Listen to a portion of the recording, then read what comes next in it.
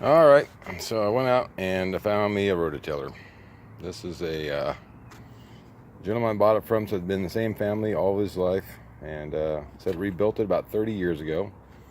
It is a run and start, run and drive. It's got a Clinton engine. It has, the body of it is made by a company called Mott and Merryweather, the machinery company. It says model, I can't read the rest, it says AP, then serial number 3914. It is a gearbox rear drive. Rear drive is pretty weak. Does move it. The front does detach. And this set is made by Han Inc. Manufacturing Company. It has another model number. I don't know if you can read that or not. I can't really read it too well. Model AT and unknown. I can't read that one yet.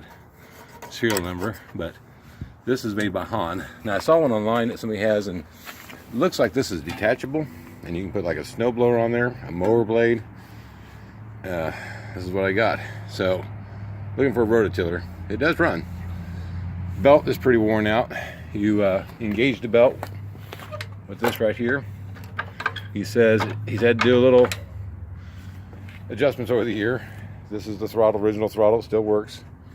It did have another handle here to engage and disengage the rear drive. There's a lever down here that runs it. Not sure how it engages yet. Something within the axle engages and disengages it. Not sure yet. I'm going to figure that out eventually.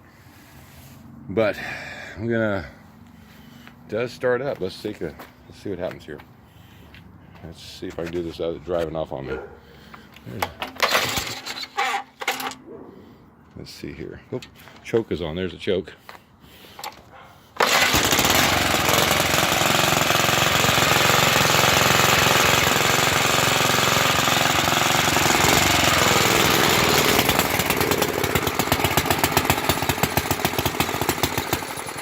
Whoa, there we go.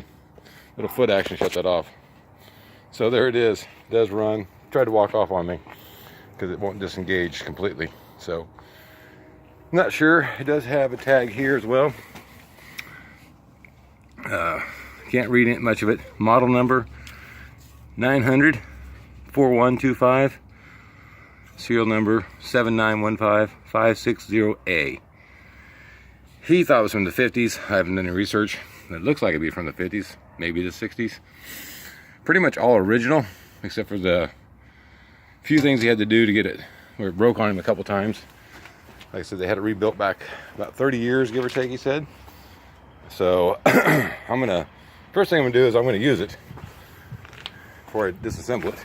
I'm gonna take the tines off. They are like just completely, I mean, not even sharp at all. I did go and till a little bit just to see if it works. It does till. The ground where I'm going to till is really hard, but hey, it does work. So down the road I'll be working on this some more. We'll see what happens. It's a beast. Not sure it's the best choice of tillers, but we'll see what happens. It definitely is a big old beast, and didn't pay much for it, so we'll see what happens. Thanks for watching.